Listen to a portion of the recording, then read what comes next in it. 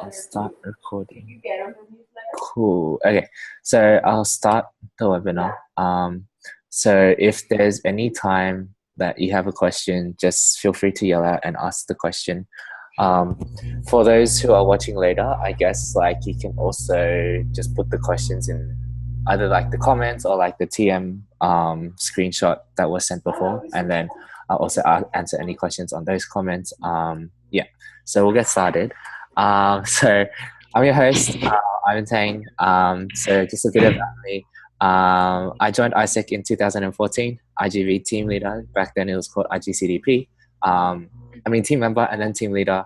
Then I was LCVPTM 2015 in ISEC in Melbourne, MCVPTM 16, 17 in ISEC in Thailand, and MCVPTM OD now 17, 18 for Australia. So you can see my history has been quite heavily focused on TM anyway. So that's why I'm here. So agenda for today is going to go over similar to how all the other webinars have been so far. So expectation settings, going through the history, the context of what has happened so far this year, what is also going to happen for the rest of 2018 in terms of the last half of my term, and also the network trends in terms of like how are things actually looking like on LC level and stuff like that. Cool. So expectation settings, like I think similar to Jesse's general one, like it's not going to be fully comprehensive because like we can't cover every single thing, like let's say all the processes, for example, from start to finish. So it's going to give you a pretty general overview and like a bigger understanding of like more how just TM is in Australia. The other part is like pay attention to more of what I'm saying rather than what's on the screen, because like this output will be sent towards the resource hub. You will get to look at all the slides. So I think more of what I'll say is not on the screen rather than what's already on the screen. Or I'll expand upon what's already on the screen as well. Ask as many questions as you have. If there's like no such thing as a stupid question, especially like later on, if there's something that you feel like I haven't answered or like you want to know more specifically, just ask. Or again, for those who are watching later, to just comment it on the post. And then I think the last one is just keep in mind of like the cultural differences. So there's probably a good reason why some of the things that might be happening, let's say in your entity, isn't happening here in Australia, or that's happening in Australia that might not be happening in your entity. And I think it's just good to keep in mind of the cultural differences. Cool. So quickly moving on, I'll quickly talk about the history. So history 13, 14. The MCVPTM back then was Scott, so he was from the US. When he came into the MC role, like he rebranded recruitment. Obviously, back then it was called like Global Leader, stuff like that. So since then, obviously things have changed. He introduced the why of TM and like TM processes and brought business strategies to TM. So really kind of like giving the foundations of TM, so people started to be aware of like what TM is, like why it is.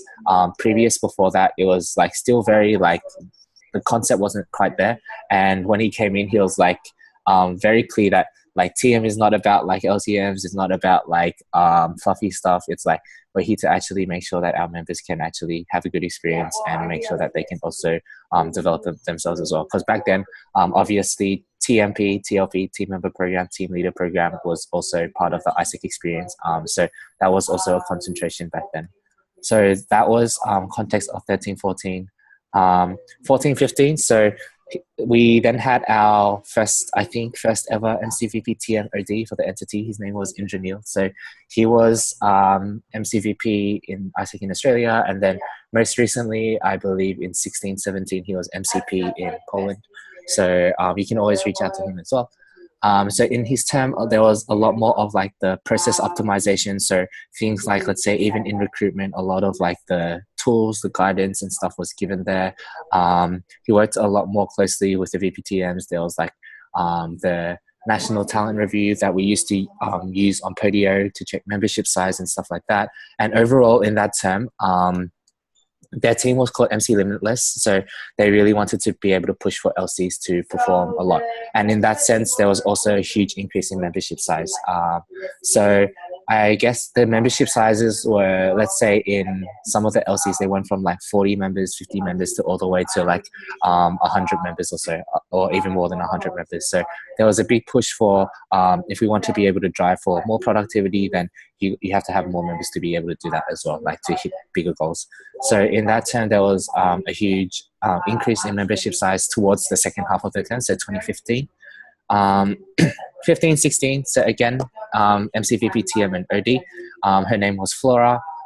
So in Flora's term, they brought a lot of new things, like new things in terms of not in the scope of TM process itself, but like more of things that people aren't as used to. So you can see like we tried to do pilot recruitment event in Victoria called UFest. So what this was rather than traditionally having a recruitment system like your normal application into assessment center, into interview, what they did was they branded it as like a kind of like a ISEC camp where people went there. People can learn more about like leadership skills and stuff like that, where in other university clubs they don't necessarily offer that, and then use that event as more of an attraction to pipeline people into becoming ISEC members after that, so that they're more aligned and stuff like that. They also piloted Train the Trainers. So Flora had an EST dedicated to Train the Trainers, and that ran across a few regions. I would say the success of that itself, it wasn't like the biggest success. At the same time, it wasn't like the biggest flop either. Like depending on which region it was, because she had like a trainer, like she had a trainer at each region. I think it really depends on that region, how receptive they was and how many things were run. But even so, only like I think maybe one session really ran during the train to trainer session in the regions. And the results were obviously like I don't think it was like the biggest impact there. They also had a lead conference at the very start of their term. For upscaling lead skills, for people to be able to know more about themselves, to become like upskill their leadership capacity. And so that was the first time ISEC in Australia has ever seen a lead conference. And since then, we also haven't had a lead conference at the same time.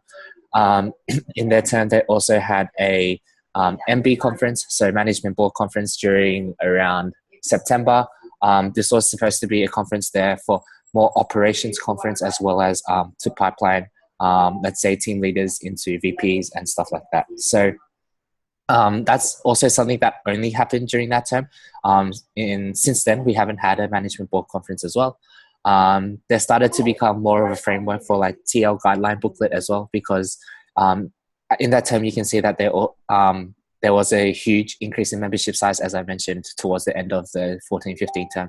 So that carried on into 15-16, and there was a bigger emphasis on how team leaders could actually be able to have the necessary skills to carry out their role. And in the second half of the 15-16 term, so like in 2016, they started to move to a national recruitment. So they had the one form which people used and started to centralize more of those things. And at the same time, there was also the TMEST to be able to help them as well. And I think for TMEST, it was more so in this term itself, I would say the EST wasn't managed in the best way. And at the same time, like there were still things that were produced from it, just not the most effective throughout that.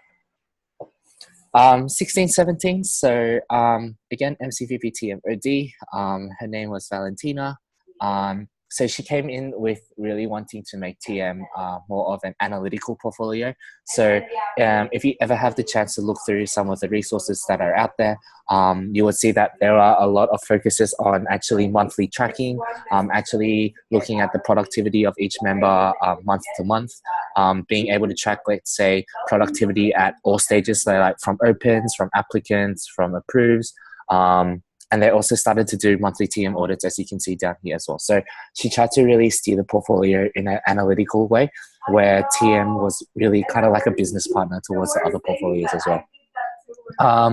They had a TM summit, and the output was on the resource hub. So they defined things like what are the MOSs that they want to do, what sort of processes will they have, what are the sort of standardized things that the whole nation will be doing there. They created a member education cycle for VPTLs and members, mainly for the front office portfolios, so for ICX, for OGX, and marketing as well. And then they tried to standardize like the team standards tracking. So for a while, we had a team standards tracker nationally. And again, I think towards the implementation side, things are always to varying degrees. And during this term, they had an IXP campaign called Excel. So it was called Exchange Plus Exchange Plus Leadership, I believe. What they did was they partnered with our IR partners, and not only did they go on exchange, they actually went there to also learn more about the entity and also be able to take their skills back to here in Australia, and that's how they packaged it with the Excel program. So that was more of the context in 16-17, what happened. And I think before I move on, like in general, with all the things that I've mentioned before, I think in general, what has been the trend over the years is that the concept of TM, I think, has always been understood throughout the term, especially after 13-14 when they brought it in. Like even in 14-15, 15-16, 16-17, I think people generally understood why TM is there and what the role is. And I think, as I mentioned here in the second part, is implementation has always been a different story. So you would have seen, let's say 15-16, they had a lot of things like the league conference. They had things like TTT. They had things like, let's say, management board conference. Like they were all to varying extents. So like, let's say the EST, let's say even last time with the monthly audits and stuff. Yes, the things were there and the frameworks and the guidance and stuff were there. At the same time, the implementation wasn't always there from the LCs, whether or not because there was enough awareness or there was enough desire or knowledge and skills for the LCs to actually do it. The implementation has always been a different story with TM. So that's a general trend in terms of how TM has been in ISEC in Australia so far. Again, the role of VPTM within the EB and LC itself and understanding how to work with others. So what I think has been a progress for throughout the terms is actually the VPTM itself, their understanding of their own role and what they need to do within the EB. And then more and more, it's about how do they actually start working with the other people around them in terms of the EB, other EB members and also the LC as well. And then lastly, understanding of the role of TM around the network itself has been generally poor. Poor in the sense of like, a lot of the times it's VPTMs that are trying to drive the TM initiatives along the LC level, which doesn't make for implementation to be the most effective, because for the TM processes to be driven around the network, let's say LCPs need to have a decent understanding of what they need to do. Other VPs need to know how they also play a role in actually delivering these towards their members and team leaders as well. And I think that's also always been like a general trend in terms of how TM has worked in ISEC in Australia. So when I say implementation has been a different story, I think it does come down to these things in terms of understanding around the network, as well as also understanding like how they are actually working with other people as well. So that's generally how it's been so far. So moving on, I guess, into 17-18 context. Oops, I didn't change that topic. So the MCVVTM OD for the entity obviously is me now. My name is Ivan. And I guess I came into this term straight from our very first national conference was that no fluff. And if you were at the general webinar, I think for those who watched it, they would know that our MC name is MC Tweak, and at the same time, our purpose is to make it work, to make it real. So we understood that it took a lot of, not necessarily like crazy new strategies or anything, just to make sure that we tweak the right things and also start making the things that are there actually start working. Because without things actually working, it doesn't matter however much we have out there if things don't actually work, which is what we really learned over like looking at the history of things. We came into the term introducing the metrics that matter. So metrics that matter for talent management, like we believe that these are the ones that LC should really be looking at, not only tracking, measuring, but also really driving throughout their membership to make sure that this is how it's going to help us. Oops. So we had at the start of the term, percentage of members productive, percentage of team standards implementation, and also percentage of IXP. So IXP being integrated experiences. And you will see that this is the difference. One of the big shifts that we've made in our term is that no longer are we using productivity as a measure of success for TM. It's still something that we're looking at, but it's not something that we're emphasizing. And why is that the fact is that because when we used to do things for productivity, what a lot of people measure productivity on is like the amount of exchanges divided by the amount of members you have. So for example, I could be delivering 20 exchanges. I might have 10 members, and therefore my productivity in my LC or in my portfolio is 2. And in actual fact, sometimes that can be very different in the sense of like, I could have a member that's delivering 5 exchanges. I could have a member that's doing nothing, and I could have like 7 members who do nothing, and only 3 members actually contributed towards that 20 exchange. So it doesn't really make sense for us to say that our LC productivity is at 2, when actual fact, like only like 3 people are actually delivering those goals. So when we shifted towards percentage of members productive, we wanted to be able to look at each individual member, what is their performance and how they're actually contributing towards the organization. So no longer are we looking at things as a whole, but we're looking at things at each individual member and their basis, so that we know how each person is contributing, whether or not they need more education, they need more training, or they need to be put on probation and stuff like that. Also coming into the fact in 2017, really bringing this idea that because TMP TLP is no longer part of the ISEC experience, that we know that following ISEC 2020, membership is at the core of what we do in order to make sure that we can deliver ISEC 2020. So really bringing in this mindset of like, we're developing our membership in order to deliver more leadership experiences. So if you look at our business model in ISEC, we know that our value proposition is leadership development, and at the same time, our key resources are our membership. And here we invest in our key resources in order so that we can deliver more of our value proposition, which is leadership through exchange.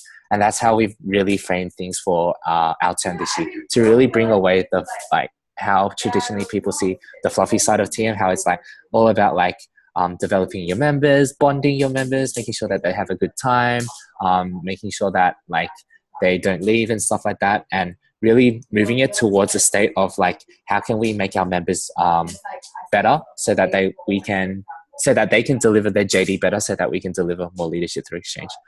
And yeah, going through that, a bigger emphasis in utilizing TM to actually drive operations. So we're starting to go with the sort of mindset where we're always looking at operations first, and then how do our people actually drive our operations? Knowing that operational strategy is one thing, and then knowing that it takes people to actually drive that operational strategy as well. So when does the education need to be delivered? When do they need to have specific knowledge and skills and stuff like that? And everything to do with that is to make sure that we drive more operations. And that's why in the first half of the term, there was a huge emphasis on performance management. Because prior to this, we've never had a way where we actually manage each member's performance. It was always like very subjective in the sense of like team leaders will know who's doing work, who's not really doing work, but there was never really a way to quantify who are our star members, who are our members that aren't pulling their weight and stuff like that. So performance management introduction was there. The framework in terms of how to set goals, how to do the one-to-ones, how to actually calculate the goal achievement of our members, that was all there as well. And then towards the later half of the term, monthly talent review also got passed through legislation. So part of our membership criteria now for every month is that LCs need to submit their monthly talent review. And we're moving into this state where I think LCs are becoming more aware of the importance of actually having data on their membership, as well as driving their membership to be able to deliver more as well. So this is some of the data from 2017, so from the start of my term. So you can see percentage of members productive. Again, what you need to note here is that whilst we did introduce this concept at the start of our term, the change management and also the implementation has been to varying degrees. You can see that right now our average is 52.258% of the entity is productive. What this means is that based on data, it should mean that if we have 100 members, 52% of our members, or 52 members, are actually being able to fulfill all of their JD. And so that's what this metric is actually saying. And you can see across our nation, RMIT, QT, these are two of the LCs who had two of the highest percentage of members productive, and there were also two of our LCs who were achieving closest towards their goals versus actuals as well. Again, to make a note here is that Whilst we do have this as a metric, the implementation has been to varying degrees. So not all of the data here is completely accurate is what we have from the LCs. And as you can see, some LCs still don't have that data as well for us to track. And it's something that we're still continuously working on improving. Percentage of IXPs, so integrated experiences in general, our entity is okay. You can see the average is 26.05%. So what this means is that about a quarter of our LCs are actually people who have already gone on exchange or are going on exchange. And the key note to realize here is that this percentage, because it does include people who are going on exchange and people who have already been on exchange as well, a larger percentage of this number actually comes from people who have already been on exchange, meaning that within this year itself, we actually sent less members on exchange than compared to previous years. The next one is percentage of team standards implementation. So generally, our entity has a good awareness of what team standards are. And at the same time, right now, what it's lacking is that it's still looked as a very administrative process, much like a checklist. So people will just say, yep, I've done this, yep, I've done this. So in terms of the effectiveness of team standards itself, I wouldn't say it's quite there yet. There's still improvement and things that can be improved upon it in order to make it not only people are doing it, but people are doing it in a way where it actually helps them grow their results, actually helps them grow their people processes and stuff like that. Cool.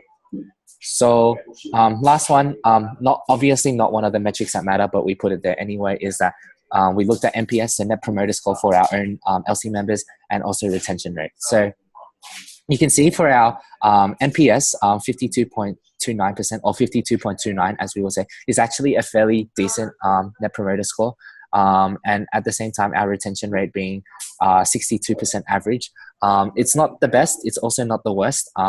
A lot of LCs this year do have a lower retention rate compared to previous years.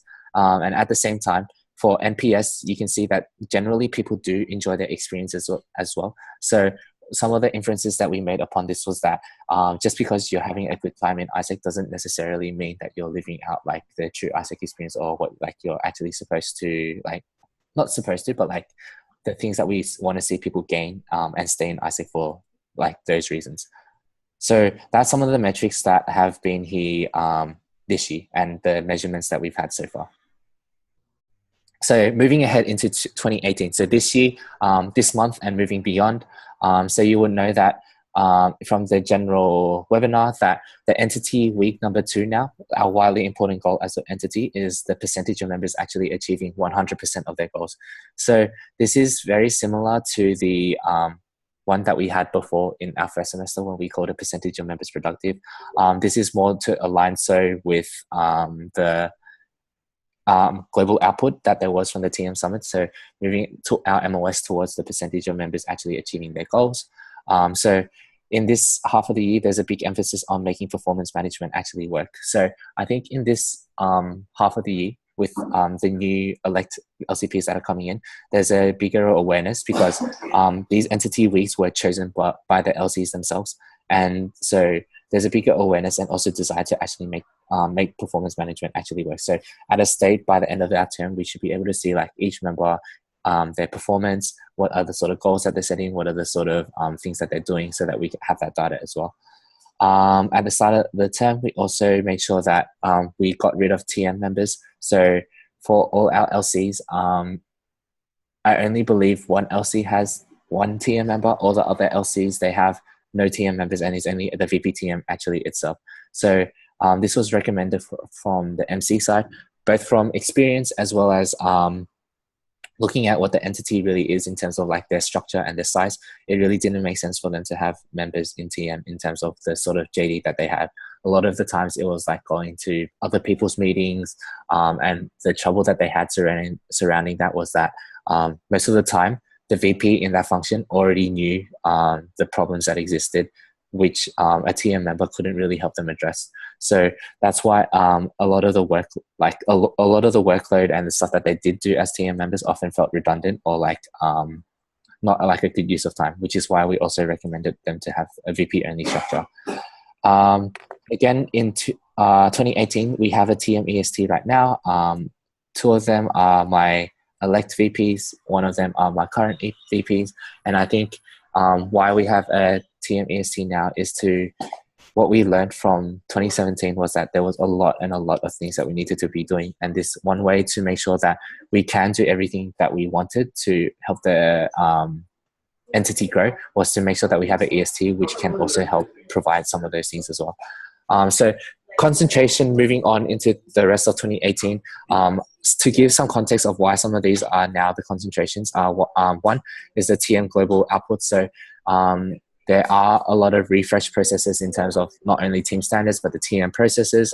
So moving on into the rest of my term, you can see that we want to standardize the team processes across the nation, as well as standardize the team standards process across the nation as well, making sure that all our members are actually being delivered upon with the same sort of standard, no matter which LC they come from. And being able to build our team leader capacity to carry out these processes as well. So what this means is like in ISEC in Australia, we're generally pretty good at knowing what we need to do. Sometimes how we do it isn't the best way. So how we do it is a lot to do with like having the skills to actually be able to carry out the sort of knowledge and stuff that we need. So building the TL capacity in terms of these skills, in the sense of like how to deliver team standards, stuff encompassed within that, like how to deliver the one-to-ones, how to make sure that they're running effective team meetings, doing those sort of things, is more of the management capacity around the team leaders as well. One thing we did do also is shifting the national recruitment timeline to align with operational timelines. So this is something new that we've done this year. Right now we're heading towards the end of our recruitment cycle, and why this is the case is to make sure that we're keeping up with our operational timeline. So in previous years, a lot of the times we did recruitment around February, March, because that's when our universities are like having their orientation week and stuff like that. And at the same time, we know that that delays a lot of operations from happening because it takes around 1 month or 1.5 months to actually do recruitment itself. So this year we wanted to make sure that we start recruitment earlier so that we can get our members in earlier, we can train them earlier. And then for orientation week and stuff like that, we're actually using that as a touch point for sales itself. Last point there, emphasis on delivering TM processes through operations itself. So on the national side, like national L&D, I've been working more closely with our other MCVPs to make sure that that we're actually delivering TM processes not only through TM itself, but through the operations itself. So one key learning point that we had was that just because, let's say, necessarily like we know what we need to do in TM, or like the VPTMs know what they need to do in TM, doesn't often translate into the actual implementation itself. As I mentioned generally before, it takes the whole like EB or like even LCP to actually understand what needs to happen for their people processes for it to actually work.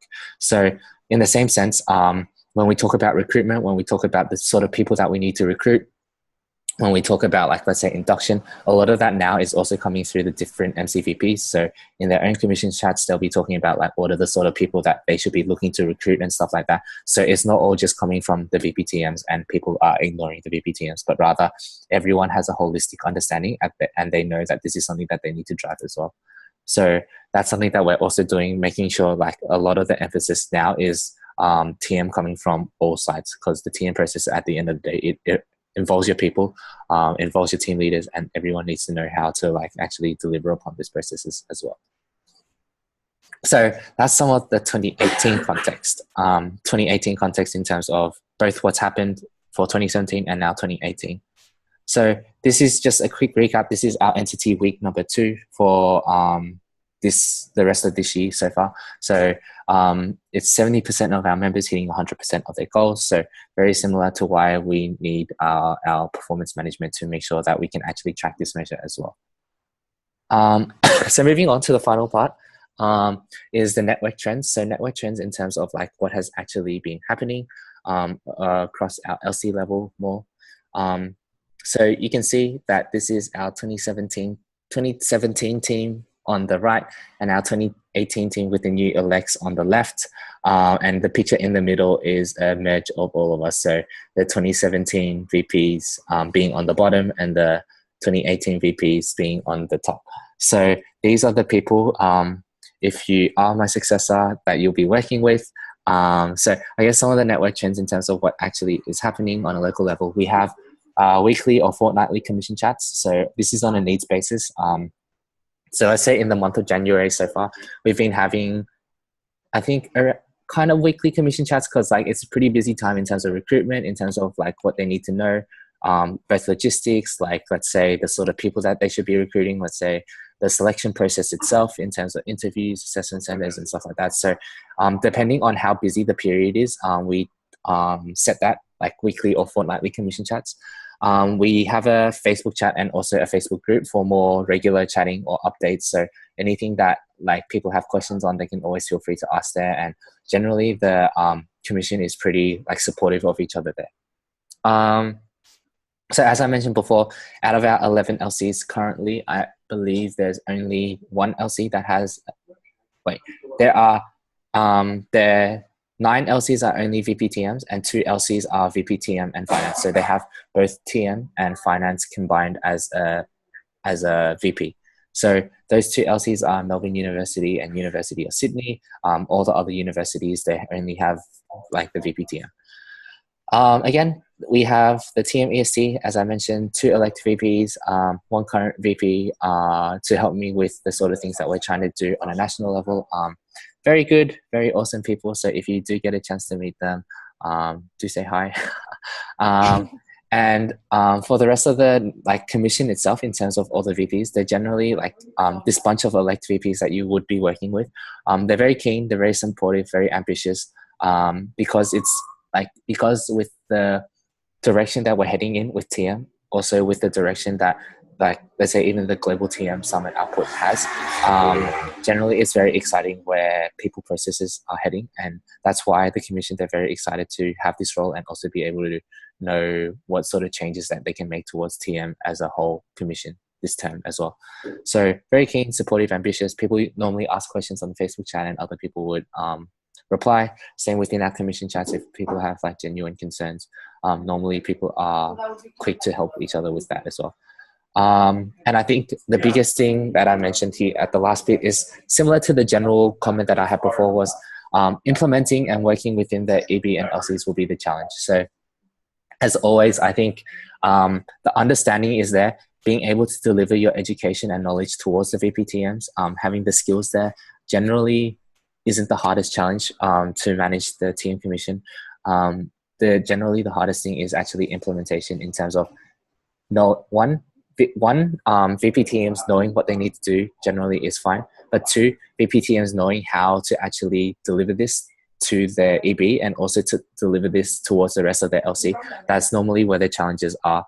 Because a lot of the things, as you would know, like let's say team standards are all team leaders' responsibility. Let's say stuff like performance management, that's something that's a responsibility of all team leaders as well. And it's not something that just the VPTM themselves can do. So implementing and working with like their other stakeholders that have a part to play within the TM processes, or let's say team standards as well, that's normally where the challenge will come up.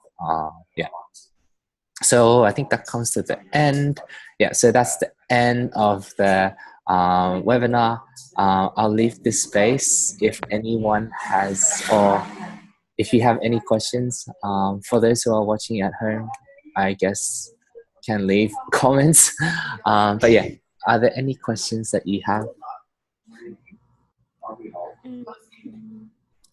Can I just go for question now? Yeah. I think, yeah, implement like what I found quite new in Australia is like you guys really had tendency to combine with VPTM and the finance and like VPTM only. So I think it's like quite new for me, because we always have like TM and app finance separately, and they have like their members. But yeah, so it was quite new for me. But I heard like that the reason you are doing is like the maybe TM and like finance is like the more easily handled by one person that have many members, right? Yeah. So the logic that comes from here is that like let's say, I'm not sure how TM runs in your entity, for example, like in Australia, like traditionally when they had members, even when I was at LCVP TM, when I had members, they were doing things like going to other functions meetings, sitting in their meetings, trying to understand what was going on, trying to understand if they saw any problems, because they believe that TM back then, let's say, was like a people function, trying to see if there's any problems, any issues that they need to solve with people. And as I mentioned, half the time, like these jobs that the members actually had were very redundant because, like, let's say the sort of findings that you have just sitting in a meeting versus like a VP who constantly works with their team, like it's something that they already know. Or at the same time, if they're running, let's say, moving on from that, even when there was progress towards what TM was, let's say delivering team standards, let's say performance management and stuff like that, a lot of the time the role actually became very redundant in the sense of all the members were doing were like really chasing up on team leaders on, hey, can you track this? Can you fill out this tracker? Can you do this? Can you do that? And it came to a point where it felt more like something that was pushed onto the operations, for example, like VP operations, that I have to do this because I say so, rather than I should do this because it's something that will improve my people processes. So that's why a lot of what the members do, one, was not that effective, and two, it's something honestly that the VPTMs themselves can do. So VPTMs themselves can do in the sense of like, because on the MC level, we do provide them with a lot of resources, with a lot of frameworks. As a VPTM, what they need to do is really understand those frameworks, understand those resources and what it means for the LC, and then being able to educate their VPs, the rest of the EB, and their team leaders on actually how to do this and make sure that it actually happens. Because like stuff, as I mentioned, let's say team standards, if I'm a VPTM, I'm not going to be delivering team standards for like my VP OGV team, right? It's going to be my VP OGV who delivers that. So what my role as a VPTM is to make sure that, one, my VP OGV knows why it's important to do team standards, and two, that they actually have the skills and knowledge to be able to carry out the team standards for their own team. And a lot of the time, because a lot of the time it takes understanding from the VPTMs themselves to be able to do that for other people, that if they had a member, it would add another layer to it. It's like, first I need to understand it, then I need to teach my member to understand it, then my member goes and teaches the VPs and team leaders. Like, just in that stuff, it was very convoluted and confusing for other people. So that's why we removed a lot of like the members and made it just a VP team, because a lot of the processes that we recognize are delivered by other people rather than the VPTM themselves. Okay. Yeah. So, I mean, I know implementation is like a really key for TM. So, what do you think? How, you think how many touch points does the VPTM have in their LCs, as you think? Like a touch point with members, like to deliver this. I mean, VPTM is not delivering the standards, but make sure they really align with the value and like the being productive and things like that. Do you think what is the touch point for VPTM with the members? Because what I've heard from some of the LCPs, they says like some of their members really didn't know what is the job of the VPTM exactly. So yeah, I was wondering. Yeah. So VPTM themselves, I wouldn't say they have much touch points with, let's say, members directly, because like, one, they don't really manage any members, for example, or like, well, they would manage their own members, but they don't really manage any of the other members. So I would say on an LC level, they don't actually have that many touch points unless, like, let's say your VPTM is delivering LCM, for example, like local committee meeting. At the same time, they would have more touch points with like the team leaders or like the VPs themselves. So like they have some LCs, if they have team leaders, they have things called like MBMs, like management board meetings, where it's with the team leaders and the VPs, and they're delivering more skills that the team leaders need to be able to do that. I think why some LCPs also say that is because like at the same time, if you understand like the role of a VPTM in terms of actually managing and overseeing the HR processes, a lot of the time it's like they are responsible for making sure that the infrastructure, the systems are there in place so that so that when the people come in, they are actually ready for it. So, for example, let's say induction is coming up. What the VPTMs will be responsible for is making sure that they have the framework, the structure. So, like, what is the agenda? What are the sort of learning points that everyone should have? What should be happening in the first meeting? What should be happening at our induction day itself? What should be happening at our first local committee meeting and stuff like that. And then when they've blocked out like the sort of framework, the sort of structure of like these are the things that need to be covered, then that's where different VPs are the ones that actually deliver it, right? Because like even let's say induction, it falls under VPTM because it's part of onboarding, right? But as a VPTM, I'm not going to be teaching like my marketing members, oh, this is how you do marketing, because I have no clue as a VPTM, like what a marketing member should do, right? So it's more like as a VPTM, they should have all the processes there in place so that other VPs know when they need to deliver upon the processes for their own members as well. So in that sense, if you think about it, my past MCVP team itself, like Indra, he mentioned to me, like, if you're actually doing good TM processes, then your people will know what they need to do before they even need to do it itself. And in that same sense, it's like, if your VP team was doing a good job, then people wouldn't really even know what they're doing, because like they wouldn't be able to see a problem. They'll be having like the knowledge that they need to know. They'll be having the sort of engagement that they need to have. And that's not because that the VPTM is delivering like the education or the engagement itself, but they're actually ensuring that that's happening throughout all the other sort of like team leaders, all the other VPs itself as well.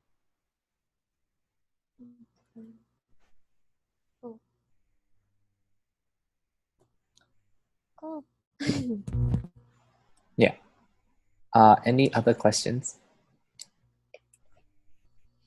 And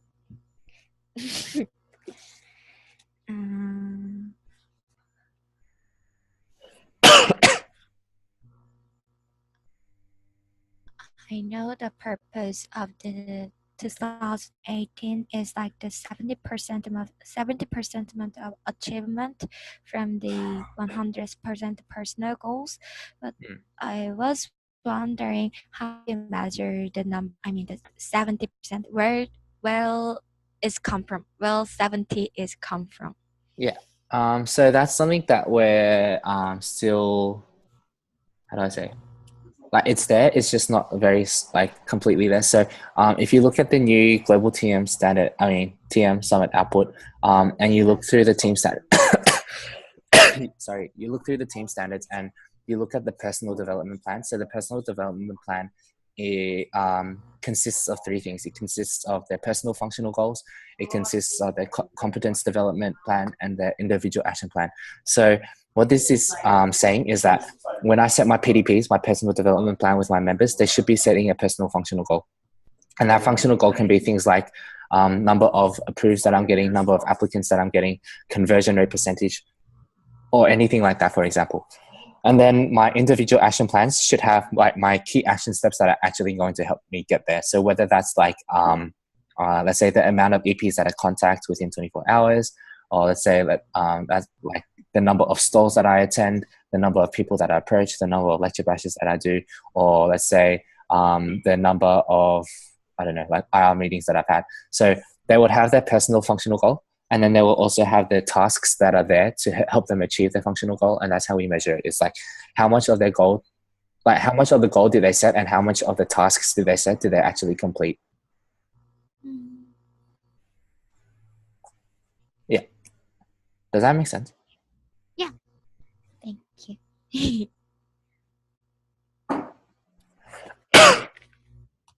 Yeah. Any other questions? Feel free to ask as many as you want. You know, I feel start a little awkward. Huh? I will start a little awkward because I know there's just like me and you, but I'm the only one who had to question. So It's okay. I think it's good for other people that will watch later anyway, so it's fine.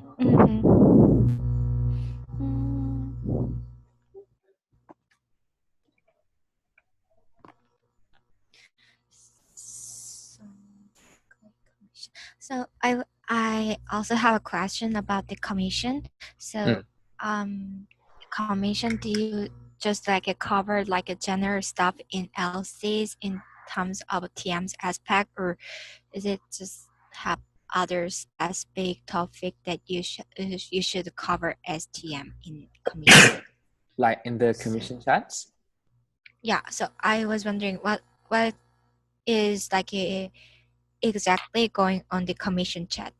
Okay, so commission chats normally follow like a learning and development plan for our own VP. So let's say for a VPTM, let's say in the month of January, they need to be able to finish recruitment. So before January, for example, all our commission chats in like let's say first week of January, second week of January, third week of January, it's all about recruitment. It's all about like let's say the first one was about like how do we make sure that our questions on our application are actually finding the right people? How are we making sure that we recruit the right people? How do we design our selection flow in terms of like, let's say, assessment centers, interviews, I don't know, trial period if they have it. And then let's say in our most recent chat, we talked about how to make sure we find the right people in terms of the competencies aligning with the global output. How do we make sure that we know how to use the selection tools? How do we make sure that we know how to use the interview tool and stuff like that? And making sure that they understand those sort of things. So normally the commission chats follow like a learning and development plan based on what the VPTMs need to know.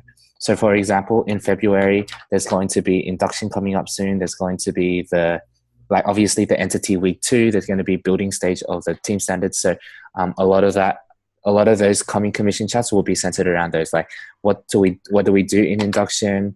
What's the sort of flow that we need for induction?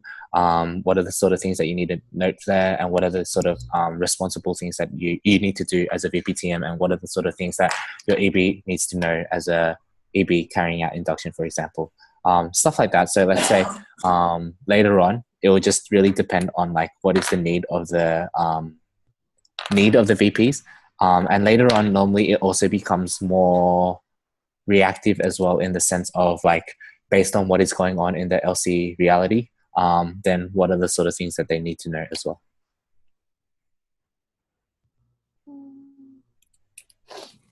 Okay. Thank you. That's okay.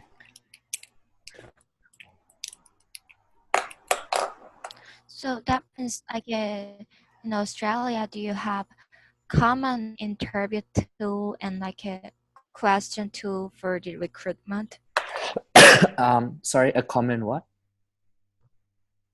Common question list for recruitment. Yep. So like just like our national recruitment right now, like our application form is like around 80% standardized. So LCs can ask some LC specific questions, but in terms of general questions, like everyone gets the same questions. In terms of assessment center guides that we give, we have suggested activities that they can use, depending on which one they want to use. For the interview template, for example, there are all the questions there already. All they need to do is to choose the questions that are like fit for what they are looking for and stuff like that. So it's kind of like a drop down menu, and then they just pick like a question that they want to use and stuff like that.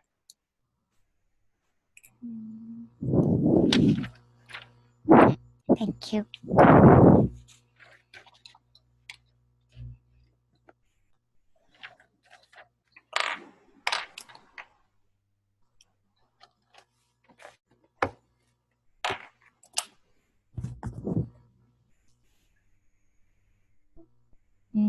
I think I think I will go for last question maybe. And It's okay. I know the measurement. I know the measurement of percentage of a member productivity has been changes to in your term, right? Yeah. Because as you said a lot, because it's kind of like it doesn't make sense just divided in the member proportion with your exchange numbers, because there's members who really do devote the exchanges, but on the other hand there's not. So as you said, it's kind of doesn't make sense.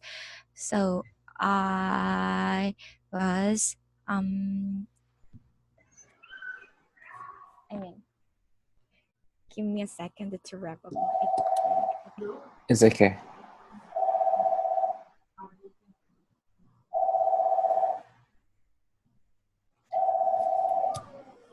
So I was like wondering, like you're gonna get the like individual members goal for the productivity. So I was wondering like how how mm, how do you get the individual goals from each members? Is it the TMVP's work to get the individual members goal and like a Uh, do the tracking?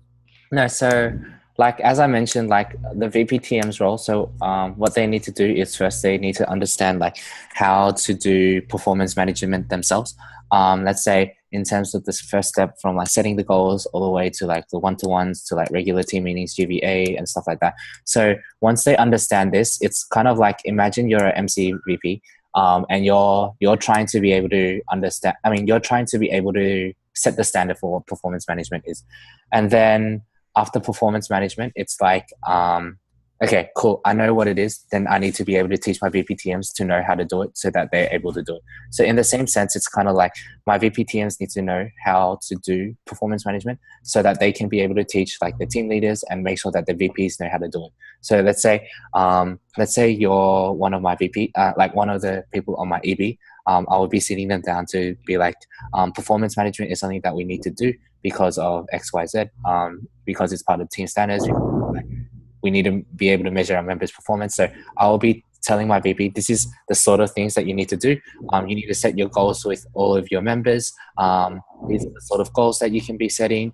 This is how you use the goal setting template, for example, so that they understand that once the other VP understands that they are able to do it with the team leaders, and then the team leaders are able to set their own goals for their members. Because if you ask, let's say, team leaders or like let's say VPs who aren't VPTMs to do goal setting or to do stuff like performance tracking, they themselves will probably have no idea how to do it because it doesn't really fall under like something that's part of their operational JD, which is why you have your VPTM to really be able to make sure that that process is in place. So it kind of goes with the other point that I was saying in the sense of like, normally you don't have contact with members. A lot of what you do is actually through like the team leaders, through the VPs themselves, because you're making sure that the team leaders, you're making sure that the VPs are able to carry out the TM processes towards the rest of the LC. Does that make sense? Yes, I understand. Yeah. Thank you. That's okay. I think we'll have to wrap it up there because there's another webinar that's going to happen in 3 minutes. Yeah, 4 minutes. Oh, good. So, yeah, if anyone watching this afterwards has any questions, feel free to leave it in the comments. Same for you. If you have any other questions, feel free to just leave it in the comments, or you can message me as well. Yeah, or like anyone, you can message me as well. I'll try and reply to the best of my abilities. Yeah. So thank you for coming. I'll let the other person do the webinar now. Thank you. Bye-bye.